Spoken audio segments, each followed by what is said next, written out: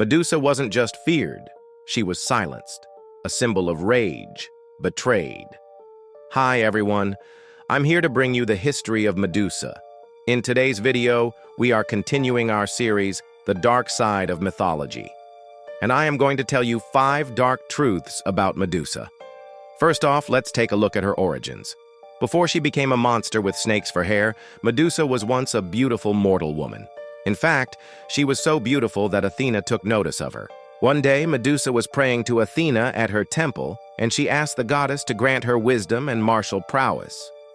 However, in some accounts, instead of being grateful for the prayer, Athena, whose temple was not supposed to be used for this purpose, became jealous of the attention.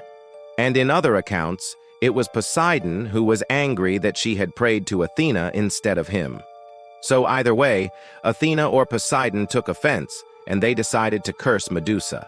Now, normally, you would think that getting cursed by a god would be like a commoner getting kicked in the shins by an elephant. That is to say, excruciatingly painful and not survivable. And that was true for most people. But Medusa was actually a minor goddess herself. She was the daughter of the sea god Phorcys and the goddess Ceto. So she was already immortal and therefore couldn't die from the kick in the shins. However, that didn't mean that she didn't feel pain or that she wasn't punished. In fact, her punishment was far worse. Athena turned Medusa's beautiful hair into writhing, venomous snakes. Then, to make sure that no one would ever forget what she did, Athena also gave Medusa a horrible visage so that anyone who looked upon her face would turn to stone. Now, obviously, turning people to stone is pretty messed up, but it was actually kind of useful. You see, Medusa could use her petrifying gaze to guard her home. There were a couple of places where she lived, depending on which account you follow. Some accounts say she lived on a distant island by herself. Others say that she lived in a cave near the city of Siwa. And still others say that she made her home in the depths of hell. Wherever she went, though, Medusa could use her deadly stare to keep unwanted suitors away. If that sounds convenient, that's because it was. And Medusa's power came in handy. However, even though Medusa's new look would have been really intimidating to most people, there was one man who wasn't afraid of her at all, and that was Perseus. You might recognize that name. He's also the star of another infamous monster-slaying story. And as a hero, he has a lot of fans. But if you ask me, he was a bit of a punk.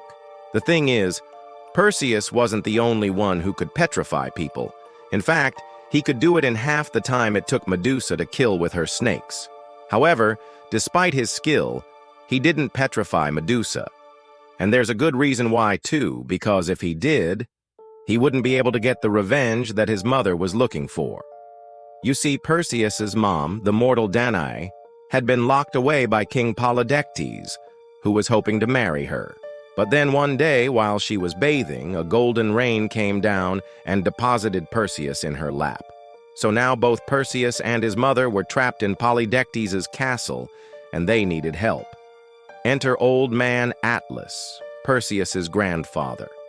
He told Perseus to go find Medusa's head and use it to turn Polydectes to stone. However, when Perseus left the island to go find Medusa, it seems likely that Atlas also sent word to the other heroes telling them about Medusa. And those heroes wanted her head for themselves. So Perseus was in a race against the competition to find her. It wasn't easy, though. To get to Medusa, Perseus had to travel to a distant land. And on the way, he had to rely on the help of nymphs, the minor goddesses of nature. They helped him reach the waters of the river Oceanus. Then he had to get past the giant Typhoeus, who served as a gatekeeper of sorts. But finally, Perseus reached Medusa's lair, and there he waited until nighttime so that the monsters guarding her would fall asleep. Then he crept closer, and he unsheathed the sword that Hermes had given him. As Medusa slept, he beheaded her, and when she awoke, she tried to petrify him, but he was already too far away. Now, I've said it before, and I'll say it again, killing someone in their sleep isn't exactly heroic. And in my opinion, it makes Perseus look kind of petty. But I'm not gonna lie, what happened next was seriously epic. Perseus showed Medusa's head to the hero Bellerophon, and he turned to stone. He showed it to the giant Alcyoneus, and the giant was petrified. Even the Ethiopian king Iobates couldn't withstand the Gorgon's gaze. But not everyone met such a swift demise.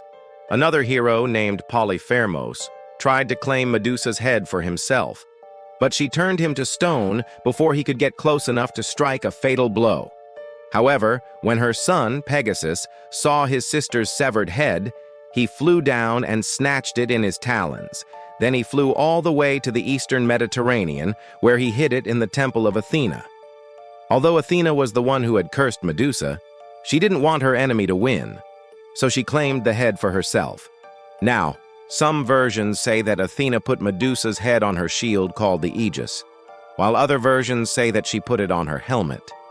Either way, Athena wore Medusa's head as a trophy, and to prove that she was the true winner, she put the head on her owl-adorned helmet, and then she paraded around the city of Athens. It was quite the sight, I imagine, but it was definitely embarrassing for Perseus. Like, come on, his mother was trapped in a tower, and Athena was rubbing it in his face. However, he did get his revenge eventually. In fact, after he returned to his homeland, he founded the city of Mycenae, which became the capital of the Mycenaean civilization. And historians believe that the Mycenaeans thrived because of the help that Perseus had gotten along the way. For example, the king of Argos gave Perseus's mother, Danae, a wheel of gold every year. And when Perseus killed Polydectes, he inherited the title of king. So even though Perseus was a bit of a punk, he was successful. But Medusa was never able to achieve that kind of success. She was murdered, mutilated, and then paraded around as a trophy. And over time, her story became a cautionary tale. Now, throughout history, women have been blamed for unleashing their uncontrollable powers over men, and Medusa was no exception. In fact, during the Middle Ages, writers began to characterize her as an inherently evil figure, a seductress who deserved her fate.